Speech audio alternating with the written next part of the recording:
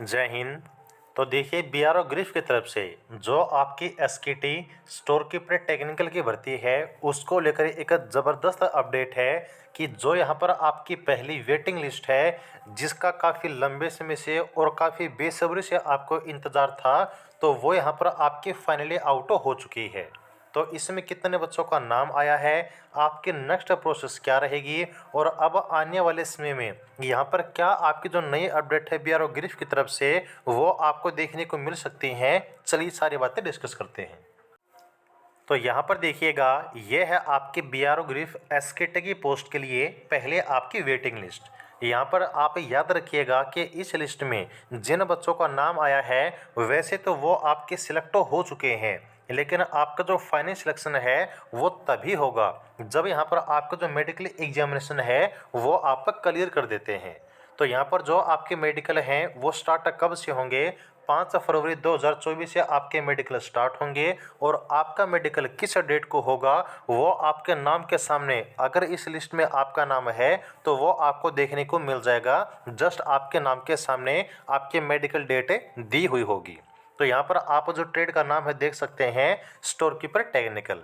यहाँ पर देखिए जो भी आपके डॉक्यूमेंट हैं वो आपको हम पहले भी कई बार बीआरओ ग्रिफ में जो आपका मेडिकल होता है उसमें पूरी लिस्ट के तहत आपको बता चुके हैं कि जितने भी आपके ओरिजिनल डॉक्यूमेंट हैं एक तो वो आपको लेकर जाने हैं, उनके साथ में हर डॉक्यूमेंट की 6 कॉपीज और वो आपके अटेस्टेड होनी चाहिए किसी भी गजेटेड ऑफिसर से। अब ये जो ऑफिसर है कौन से हो सकते हैं, यहाँ पर आपका जो अटेस्टेशन फॉर्म है वो आपका कैसे डाउनलोड आपको करना है, कैसे फिल करना है, इन सब के ऊपर वीडियो अवेलेबल है। डाउनलोड का लिंक, फॉर्म फिलअप की वीडियो का लिंक वो आपको जो है इसी वीडियो के डिस्क्रिप्शन में मिल जाएगा, वहाँ से आप देख लीजिएगा। तो डॉक्यूमेंट में आपको हमने बताया, एक तो आपका अटेस्टेशन फॉर्म आपको लेकर जाना है, इसके अलावा आपका डोमिसाइल, आपके एजुकेशन क्वालिफिकेशन के सर्टिफिकेट, यदि आप रिजर्व कैटेगरी से बिलोंग करते हैं जैसे SC ST EWS OBC, तो यहाँ पर एक बात याद रखिएगा कि आपको जो है वही सर्टिफिकेट लेकर जानी है जो आपने अपने फॉर्म फिल करते टाइम लगाई थी। ओके, और जो आपके सर्टिफिकेट का फॉर्मेट है वो सेंट्रल गवर्नमेंट का होना चाहिए, वहीं आपका जो फॉर्मेट है बीआरओ ग्रिफ का रहेगा। और अगर आप मैरिड हैं तो अपना जो सर्टिफिकेट है वो लेकर चले जाइएगा। अगर एज में छूट ली है तो वो भी आप जो कागज़ लेकर जाइएगा। एक्स सर्विसमैन, गवर्नमेंट एम्प्लॉय होने पर NOC, और यहाँ पर जो आपकी 10 फोटोग्राफ हैं चाहे आपने फॉर्म में लगाई थी वो लेकर चले जाइएगा या फिर नई जो फ़ोटो हैं वो लेकर चले जाइएगा, कोई दिक्कत आपको नहीं आएगी। और इन सब के अलावा कुछ और आपके इम्पोर्टेंट डॉक्यूमेंट हैं, वो कौन कौन से हैं। सबसे पहले है आपके बैंक का पासबुक। अगर आपका अकाउंट है SBI का तो आपकी जो बैंक पासबुक है वो बिल्कुल मान्य होगी। वैसे तो किसी अदर बैंक की जो पासबुक है वो भी मान्य होगी, लेकिन प्रीफर किया गया है कि अगर आपका अकाउंट है SBI का तो वो आपका अच्छा रहेगा। इसके अलावा जो आपकी चेकबुक है वो लेकर जानी है, NEFT मैंडेट फॉर्म और जो आपका NPS सब्सक्राइबर रजिस्ट्रेशन फॉर्म है, इन दोनों को डाउनलोड करने का जो लिंक है वो भी आपका डिस्क्रिप्शन में दिया हुआ है, और जो फॉर्म फिलअप की वीडियो है वो भी आपको डिस्क्रिप्शन में मिल जाएगी। जो आपका NPS का फॉर्म है वो आपका वहीं सेंटर पर फिल करवाया जाएगा, वो सिर्फ आपको डाउनलोड करके लेकर जाना है, ठीक है। और आपका आधार कार्ड, आपका पैन कार्ड, बस ये चीज़ आप लेकर जाइएगा, आपका जो डॉक्यूमेंट वेरिफिकेशन है वो कंप्लीट रहेगा।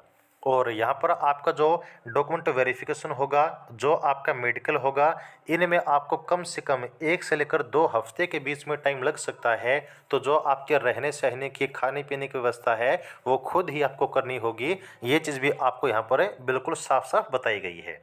और जो आपका मेडिकल होगा, वैसे तो कंप्लीट जो आपका मेडिकल है वो आर्मी का डॉक्टर ही कंडक्ट करने वाले हैं, लेकिन ये जो आपके 3 टेस्ट हैं वो आपको खुद से ही करवा के लेकर जाने होंगे। यहाँ पर ये जो टेस्ट है ना, वो आप याद रखिए कि जिस डेट को आपका मेडिकल है उससे 1 महीने से ज़्यादा पुराने नए हो। आपके कौन कौन से टेस्ट रहेंगे, एक तो है आपका CBC कंप्लीट ब्लड काउंट, एक है आपका यूरिन RE एंड ME, और तीसरा आपका टेस्ट है blood grouping and Rh typing test. अब ये जो टेस्ट है चाहे कोई आपका गवर्नमेंट हॉस्पिटल हो या फिर कोई आपकी लेबोरेटरी हो गवर्नमेंट अप्रूव्ड, तो वो भी आपके यहाँ पर इन्हीं से जो टेस्ट आप करवाते हैं वो मान्य रहेंगे। वैसे यहाँ पर आपको हम सलाह देंगे कि जब आप पुणे चले जाते हैं तो वहाँ पर कुछ आपके लेबोरेटरी हैं, ज़्यादा खर्चा नहीं आता है। वहाँ पर मैक्सिमम आपको बोल रहे हैं 300 से 400 रुपये लगते हैं। उसमें आपके जो तीनों टेस्ट हैं वो आपके कर दिए जाते हैं और वो आपके ज़्यादा पुराने भी नहीं रहेंगे। ओके, तो ये कुछ आपके डॉक्यूमेंट हैं, आपके मेडिकल के बारे में बातें हैं। नीचे कहा गया है कि जो आपका मेडिकल है उसके लिए आप जो पूरे शरीर के साफ़ सफाई वो अच्छे से करके जाइएगा ताकि कोई दिक्कत आपको नहीं आए। ओके, और जो कान वगैरह हैं वो अच्छे से आप साफ़ करवा लीजिएगा। और यहाँ पर देखिएगा, ये जो आपकी लिस्ट है इनमें किन बच्चों का नाम है वो आपको यहाँ पर बताया गया है।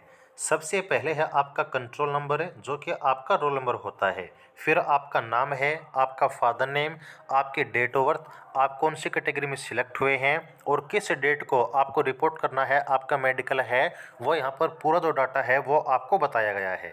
अब यहाँ पर आपको एक चीज़ और भी कही गई है कि अगर मान लीजिए आपने जो फॉर्म है वो फिल किया था, इस लिस्ट में आपका नाम है, लेकिन जो आपके 10th क्लास की मार्कशीट है उससे आपका डाटा मिसमैच करता है, तो इन सभी के लिए आपको ये जो आपकी रिपोर्टिंग डेट है ना, इससे पहले ही एक एफिडेविट आपको बनवा लेना है कि यहाँ पर आपका जो डाटा है वो मिसमैच है, इसे यहाँ पर आप ठीक कर दीजिए। ये चीज़ आपको जो एफिडेविट में लिखवानी होती है। और एक बात और याद रखिएगा कि जो आपका एफिडेविट है वो आपका फर्स्ट क्लास मजिस्ट्रेट से बना होना चाहिए, तभी वो आपका मान्य रहेगा। तो यहाँ पर अगर हम बात करें कि इस लिस्ट में कितने बच्चों का नाम है, तो टोटल यहाँ पर जो आपके 97 कैंडिडेट हैं वो आपके बुलाए गए हैं आपके पहली वेटिंग लिस्ट में एसकेटी के पोस्ट के लिए। तो अब आपने देखा होगा कि जो आपके एसएससी में सीएचएसएल के द्वारा क्लर्क की भर्ती है, एलडीसी या फिर आपकी स्टेनोग्राफर की भर्ती है, सीजीएल के द्वारा जो बच्चे सिलेक्ट हुए हैं 2022-2023 में, वो लिस्ट भी आपके आउट हो चुकी हैं। एसकेटी की जो वेटिंग लिस्ट है जिसका काफ़ी बेसब्री से आपको इंतज़ार था वो भी आउट हो चुके हैं। तो आप देख सकते हैं कि आपकी जो पिछली भर्तियां हैं उनको लगभग आपका जो बीआरओ ग्रीफ है वो कंप्लीट करने की तादाद में है। कहने का मतलब है कि अब जो बीआरओ ग्रीफ है वो आपका एक्टिव मोड में हो चुका है। जल्दी ही जो आपकी पिछली भर्तियां हैं जैसे ही कंप्लीट होंगी तो जो नई वैकेंसी है वो भी आपकी आने वाली है। तो अगर आप नई वैकेंसी के लिए, नई भर्ती के लिए किसी भी पोस्ट की तैयारी करना चाहते हैं तो नीचे व्हाट्सएप नंबर आपको दिया हुआ है, वहाँ पर आप हमारे साथ जुड़कर तैयारी कर सकते हैं। ओके, तो अगर आपको जानकारी अच्छी लगी है तो वीडियो को लाइक ज़रूर कर दीजिएगा और आगे की हर प्रकार की अपडेट के लिए चैनल सब्सक्राइब जरूर कर दीजिएगा। जुड़े रहिएगा। जय हिंद।